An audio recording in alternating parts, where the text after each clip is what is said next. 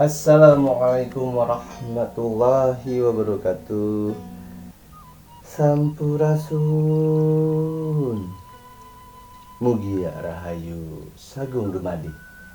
Salam damai seluruh alam. Mohon maaf teman-teman, hampir sebulan ya saya tidak membuat video terbaru. Jadi dikarenakan saya ada beberapa hal yang perlu saya tunaikan atau selesaikan di kehidupan nyata. Sebenarnya saya sudah membuat video, ada 4 video ya, termasuk video bersama Mbak Kang Diki Zainal. Tapi ada kendala teknis yang mengakibatkan video itu tidak bisa diupload. Terlebih saya sekarang juga sudah tidak di Bandung ya, saya sudah kembali ke tempat saya beraktivitas. Oleh karenanya saya membuat video ini kembali. Jadi akan saya buat video ulang 3 video yang pernah saya buat, namun tentunya tidak semaksimal yang dulu. Karena di video yang terdahulu saya sudah membuat video bagaimana saya meminum virus corona ya, meminum serum virus coronanya bukan minum virusnya, meminum serum coronanya ya. Tapi karena sudah teknis ya tidak.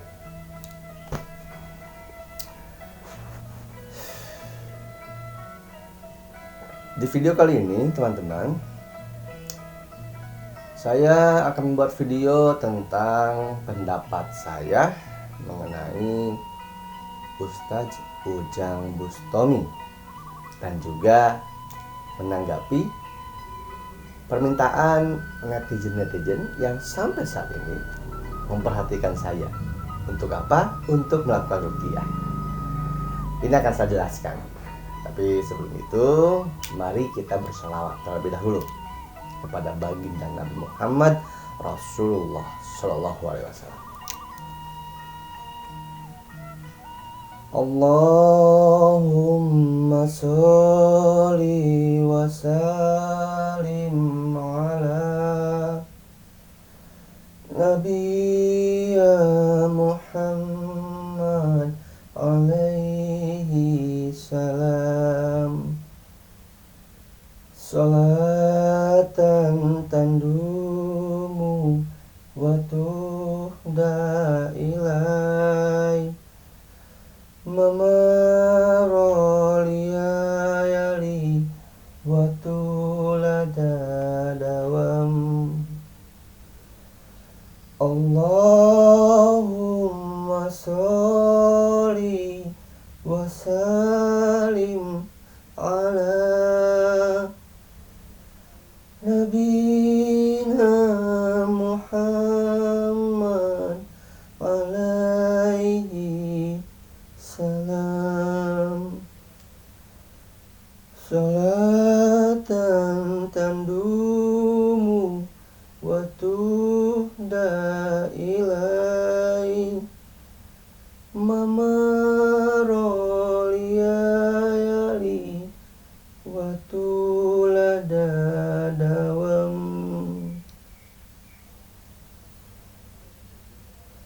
Teman-teman, apapun yang saya sampaikan jangan ditelan mentah-mentah. Ini adalah sebuah referensi berpikir.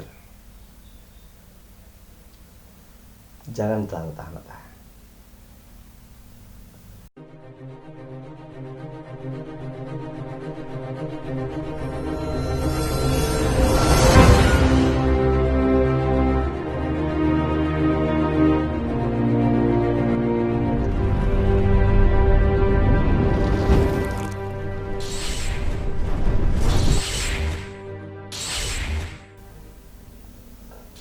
Astagfirullahaladzim, astagfirullahaladzim, astagfirullahaladzim. Asyhadu an la ilaha illallah wa asyhadu anna Muhammadar Rasulullah. Asyhadu an la ilaha illallah wa asyhadu anna Muhammadar Rasulullah. Asyhadu an la ilaha illallah wa asyhadu anna Muhammadar Rasulullah. Asyhadu an la ilaha illallah wa asyhadu anna Muhammadar Rasulullah. Rabbi habib sadri wa yassir amri wa hlul 'uqdatam min lisani yafqahu qawli. Bismillahirrahmanirrahim. Allah la haula wala quwwata illa billah. Teman-teman, banyak yang bertanya kepada saya di DM ataupun di komentar YouTube, bagaimana mengenai Ustadz Ujang Bustami. Benarkah beliau sakti, Kang? Benarkah beliau begini begitu dan lain sebagainya? Yang pertama yang harus saya tanggapi atau memberikan pendapat adalah, teman-teman, sejak video yang terdahulu, ketika teman-teman meminta saya untuk mengomentari atau memberikan pendapat mengenai Ibu Ningsih Tinampi, Ustadz Danu, ataupun tokoh-tokoh yang lainnya, saya selalu menegaskan, dan ini akan saya ulangi, bahwa sesungguhnya tidak penting kita ingin tahu tentang kesaktian seseorang, tentang siapa orang tersebut, jika hanya untuk mengalahkan kepenasaran saja. Hanya cukup tahu, tapi kita tidak mendapatkan manfaat apa-apa dari apa yang kita ketahui. Lebih penting, lebih baik dan lebih bagus adalah mengetahui siapa dirimu. Karena jika kau mengetahui siapa dirimu, kau akan mengenal Tuhanmu. Jangan ingin mengetahui makom seseorang, tingkat derajat seseorang, baik buruknya seseorang, apalagi kesaktian seseorang, sebelum kau mengetahui sejauh apa dirimu dalam kehidupan ini. Kesalahan-kesalahan apa saja yang ada pada dirimu, seberkualitas apa dirimu, sebermanfaat apa dirimu untuk semua umat manusia.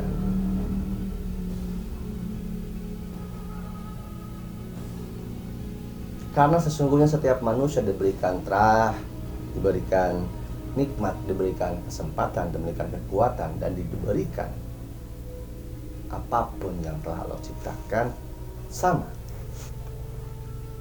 Maka kajilah dirimu dulu sebelum kau mengkaji orang lain. Maka ketahuilah dirimu dulu sebelum mengetahui orang lain. Kalau mengenai Ustadz Ujang Bustami, jujur saya pribadi, teman-teman, sudah mengenal nama Ustadz Ujang Bustami sejak dulu, sebelum saya membuat channel YouTube, sebelum Ustadz Ujang Bustami muncul ada di program Dua Dunia ataupun masih dunia lain, apalagi sekarang ramai di YouTube di channelnya. Dari mana saya mengetahui? Dari mana saya mengenalnya? Saya mengenal nama Ustadz Ujang Bustami langsung dari ayah saya, almarhum Bapak Yono Sutrisno bin Udin Samsudin bin Kiai Haji Atasan Basyari, yang merupakan teman dekat ayah Ustadz Ujang Bustami, yaitu Kiai Haji Bustami. Dari ayahnya, bapaknya Ustadz Ujang Bustami adalah teman dari bapak saya, ayah saya. Tapi mengenai Ustadz Ujang Bustaminya, saya belum pernah bertemu, saya belum pernah berkenalan secara langsung, belum pernah. Kalau mengenai apakah benar beliau seperti apa yang terlihat saat ini, mari kita kembalikan kepada diri kita sendiri. Kita dikaruniai oleh Allah akal pikiran, kita dikaruniai oleh Allah hati untuk merasakan. Hati dan pikiran harus selalu terkoneksi agar kita bisa membedakan yang mana hak dan yang mana batil, yang mana benar, yang mana palsu, yang mana hakiki, yang mana tipu.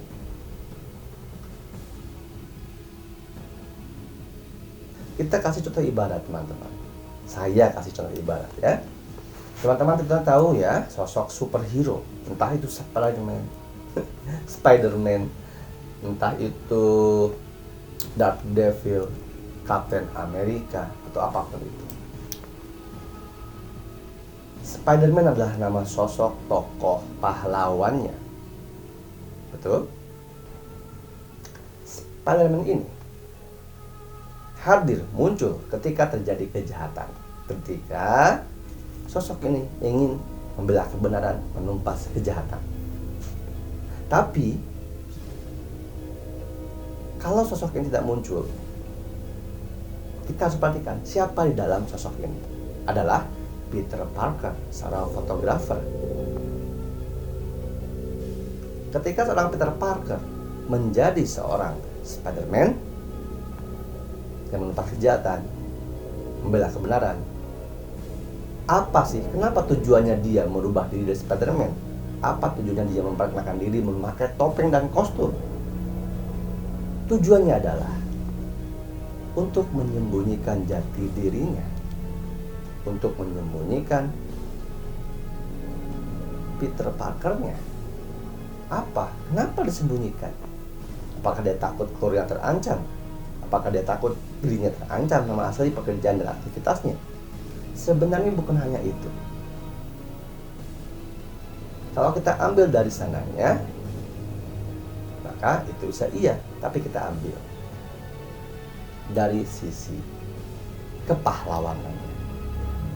Seseorang yang benar-benar superhero, seseorang yang benar-benar pahlawan, dia tidak mau mengaku-ngakui dia pahlawan, bahkan terlihat dia sebagai pahlawan pun tidak mau. Itulah kenapa dia menjadi Spider-Man, supaya orang lain mengenal yang memberantas kejahatan, menolong yang lemah adalah Spider-Man, bukan Peter Parker. Setiap pahlawan menyembunyikan identitas asli dirinya, tidak mengumbar, tidak menunjukkan, apalagi ingin dikenal bahwa dia menumpas kejahatan, dia membela kebenaran. Tidak. Karena ilmu, kekuatan semakin tinggi, semakin meningkat, maka akan melahirkan sebuah kebijaksanaan. Kebijaksanaan yang dia dapatkan itu akan membuat dirinya tidak ingin ada pengakuan dari siapapun. Yang penting perbuatannya bermanfaat bagi orang lain, bisa membantu, menolong yang butuh, menguatkan yang lemah, membela yang teraniaya, dan lain sebagainya. Sebenarnya kita bisa melihat dan mengambil pelajaran dari apapun. Ini kenapa saya ketika berpendapat seolah Ustadz Ujang Bustami, saya mengibaratkan teman-teman untuk mari berpikir seperti bagaimana seorang Spider-Man. Maka apapun yang saya sampaikan ini, silakan olah, kaji kembali.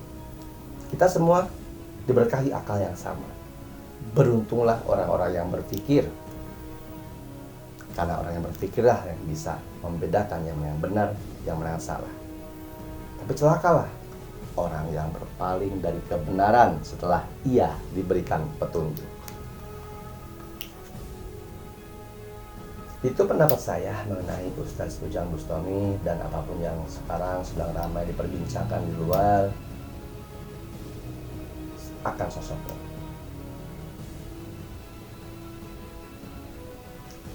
Apapun yang saya sampaikan tidak ada maksud dan tujuan apapun untuk apalagi menjatuhkan, syirik, apapun lain sebagainya. Tidak seperti itu. Kenapa saya tidak langsung menanggapi dan tidak langsung membuat video soal Ustadz Ujang Bustami? Karena kecenderungan netizen lucu ketika saya mengungkap atau ketika saya memberikan pendapat atau menanggapi sosok seseorang, cenderung akan dibawa kepada kejelekan, dituduh iri, dengki, atau lain sebagainya. Tapi tidak apa-apa, saya mah insya Allah ya, manusia apapun, siapapun, dimanapun, mau menuduh saya sebagai siapa, mau menuduh apapun terhadap diri saya, mau memfitnah apapun kepada diri saya, insya Allah saya berusaha dengan segala kemampuan diri saya untuk berjuang dalam keikhlasan. Insya Allah saya menerima apapun yang diberikan, yang dituduhkan, yang difitnahkan oleh makhluk-makhluk sesama ciptaan Allah Subhanahu wa Ta'ala. Selain saya diminta untuk ungkapkan pendapat saya tentang Ustadz Ujang Bustami, banyak juga beberapa yang justru mengarahkan saya untuk diruqyah kepada Ustadz Ujang Bustami. Terima kasih teman-teman yang perhatian kepada saya, begitu sayang kepada saya, sehingga menyarankan saya untuk ruqyah. Karena setiap orang memiliki pendapat, wawasan, pengalaman, keilmuan masing-masing ya. Masih ada sampai sekarang yang beranggapan bahwa yang saya dapatkan, yang saya miliki untuk apapun yang saya lakukan yang terlihat di konten saya ini adalah gangguan jin, itu adalah bahkan tipu daya setan dan iblis lain sebagainya. Tidak apa-apa. Itu kan menurut pendapat dan menurut hemat kalian, pemikiran kalian. Nah, tapi di sini saya juga berhak untuk memberikan pendapat saya. Ya. Nah, saya akan memberikan pendapat saya yang hanya cukup untuk saya dan saya sampaikan, tidak harus dipercayai juga. Kalau ada yang percaya ya alhamdulillah, tidak pun tidak apa-apa. Ada yang bertanya kepada saya, Kang Reja, ruqyah sana sini, kenapa Kang Reja tidak ruqyah? Kenapa masih seperti ini? Teman-teman, ruqyah itu adalah cara Rasulullah SAW untuk mengobati, menyembuhkan, bukan hanya dalam gangguan jin, tapi juga dalam segi kesehatan yang lainnya, sakit panas ataupun yang lainnya. Ruqyah itu adalah bahasa Arabnya. Di Nusantara kita mengenal dengan apa? Ruwatan. Beda nama, satu maksud, dan juga cara yang berbeda. Nah, kenapa saya tidak ruqyah kembali? Bukan tidak mau ya, tapi saya sudah menyadari, sudah memahami bahwa apapun yang saya miliki ini seperti apa dan bagaimana. Video saya yang waktu ke Siraman Kolbu bersama Ustadz Danu, itu video 2 tahun yang lalu, ketika saya belum memantapkan diri tentang apa yang ada pada diri saya, apa yang diberikan Allah kepada saya. Setelah itu saya tidak melakukan apapun lagi untuk diruqyah apa yang datang kepada orang-orang, karena condong menimbulkan fitnah, disangkanya nantang, ngetes dan lain sebagainya.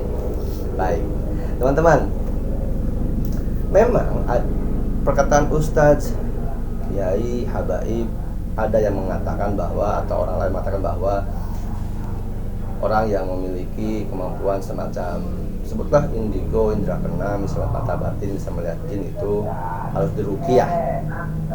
Itu ada benarnya, tapi juga ada tidak benarnya. Benarnya apa? Apalagi sekarang sedang ramai ya, jin nasab, ilmu keturunan, ilmu leluhur, itu harus dimusnahkan karena jinnya jin nasab dan lain sebagainya. Nah, ketika kita bicara jin nasab, ketika kita bicara orang itu harus diruqyah atau tidak, maka mari kita lihat apakah orang yang meruqyah sudah kenal dengan orang yang diruqyah, sudah tahukah dia silsilahnya seperti apa, sudah tahukah dia keturunan siapa. Karena ilmu warisan, ilmu leluhur, keturunan itu juga pengaruh kepada siapa leluhurnya. Benar, harus diruqyah, harus dibersihkan ketika leluhur si orang tersebut adalah orang-orang yang berjanji bersekutu dengan iblis, bersekutu dengan jin, sehingga melahirkan, mempunyai ilmu-ilmu kedikjayaan dan lain sebagainya. Jin itu betul akan mewarisi, akan diwariskan, akan mengikuti keturunannya. Makanya ada jin nasab. Nah, jin yang seperti inilah, kemampuan yang seperti inilah yang harus diruqyah, karena itu kemampuan yang menempel, yang didapatkan dari jin, dari keilmuan-keilmuan yang tidak diridhoi Allah. Tapi kita harus selalu melihat dari lingkar pandang. Bagaimana kalau orang tersebut leluhurnya bukanlah orang yang suka melakukan perjanjian dengan jin? Karena ada dua sisi, kita harus melihat secara adil, berimbang, dan seimbang. Karena banyak di Nusantara ini yang kita tahu, kalau leluhurnya adalah seorang waliullah, leluhurnya adalah seorang penyebar agama yang bertauhid, sama seperti halnya Nabi Ibrahim berdoa kepada Allah, ya Allah, karuniakanlah keturunanku perlindunganmu. Apa yang engkau lindungkan, apa yang engkau berikan, apa engkau rahmatkan kepadaku juga engkau berikan kepada keturunanku. Akhirnya beliau disebut bapak para nabi. Keturunannya menjadi nabi semua. Leluhur kita pun seperti itu. Makanya dari itu Ya, kita penting mengetahui silsilah siapa kita agar kita tidak samar, agar kita tidak tersesat, agar kita tidak mudah tertipu daya oleh katanya menurut orang itu, menurut ini. Tidak. Kita harus bisa menurut kita sendiri apa, merdeka sebagai pribadi. Menurut kita apa, kata kita siapa, seperti apa. Cari tahu leluhur kita agar kita tidak mudah terpedaya oleh siapapun. Karena setan terdiri dari jin dan manusia. Wasfi sudurinas minal jinnati wan nas. Leluhurnya yang suci, leluhurnya yang rijal ghaib, yang memiliki kesucian, yang diberkahi Allah, waliullah, dia akan berdoa untuk supaya anak cucu keturunannya juga memiliki hal yang sama seperti apa yang dimiliki. Sehingga kalaupun ada jin yang mengikuti, insya Allah itulah jin yang suci, jin yang muslim. Dan ketika kita bicara soal ilmu warisan keturunan, sebenarnya tidak hanya berpatokan pada jin, teman-teman. Jin itu hanyalah seorang makhluk, sesosok makhluk yang di bawah kita tingkatannya. Kita mulia, lebih sempurna. Ada makhluk-makhluk lainnya yang juga bisa diutus oleh Allah atas doa-doa leluhur kita, melindungi diri kita, anak cucu keturunannya. Sehingga ada beberapa yang memiliki kemampuan serupa dengan leluhur-leluhurnya.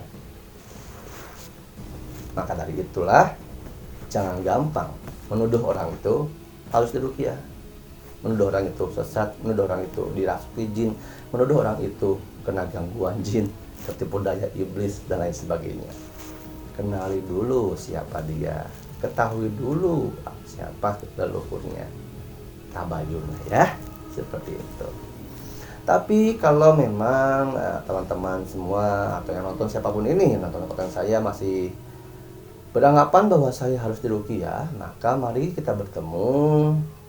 Tapi satu syarat, saya tidak akan mendatangi kalian karena saya tidak merasa memerlukan itu. Kalian kan yang perhatian kepada saya, kalian yang merasa saya perlu diruqyah, maka kalian yang datang kepada saya, mari ketemu. Saya mau diruqyah, silahkan. Satu syaratnya, mari kita rekam, mari kita videokan, agar supaya proses tersebut terlihat oleh masyarakat yang banyak. Dan ingat, jangan ada rekayasa. Jangan ada acting tipu-tipu, jangan ada setting-settingan, ya. Begitu teman-teman. Nah, ini adalah konten yang sebenarnya saya buat ulang kembali ya sebelumnya. Karena kena teknis, akhirnya saya harus buat kembali. Itu pendapat, tanggapan saya mengenai Ustadz Ujang Bustami, dan juga sekaligus ya, karena ini setali tiga uang bersangkutan, maka saya bahas juga kenapa saya tidak melakukan ruqyah kembali. Ya, mudah-mudahan bermanfaat. Semoga kita semua menjadi orang-orang yang kerasukan ya. Bukan kerasukan oleh setan jin yang tidak sempurna, tapi kerasukan rahmat Allah, dirasuki pertolongan Allah, dirasuki perlindungan Allah, dirasuki nurullah, agar supaya kita bisa menjadi sebaik-baiknya hamba dan mengetahui misi tugas kita masing-masing di muka bumi ini. Bukan kerasukan eyang-eyang yang gak jelas ya. Dan insya Allah dari saya kecil, saya berani menyampaikan, sampai usia saya sekarang 35 tahun, saya tidak pernah kerasukan, saya tidak pernah dimasuki oleh sosok apapun, tidak pernah mengalami gangguan jin yang akhirnya saya menjadi orang lupa diri dan lain sebagainya. Itu semua atas kehendak Allah, bukan kena sayanya. Maka alhamdulillah wa syukurillah, semoga Allah terus melindungi saya, mengarahkan saya. Semoga Allah terus memberikan kekuatan kepada diri saya apapun yang saya hadapi di tengah zaman yang sekarang mulai tergenapi segala sesuatunya. Baik teman-teman, terima kasih untuk waktunya sudah menyaksikan saya dari awal sampai akhir. Semoga ini bermanfaat. Salah kurang saya mohon maaf. Sekali lagi, kaji dakwah kembali, jangan terlalu mentah-mentah. Rahmat berkah melimpah untuk kita semua. Jaga pikir, jaga hati, jaga rasa, dan jangan takut. Wassalamualaikum warahmatullahi wabarakatuh. Salam damai seluruh alam.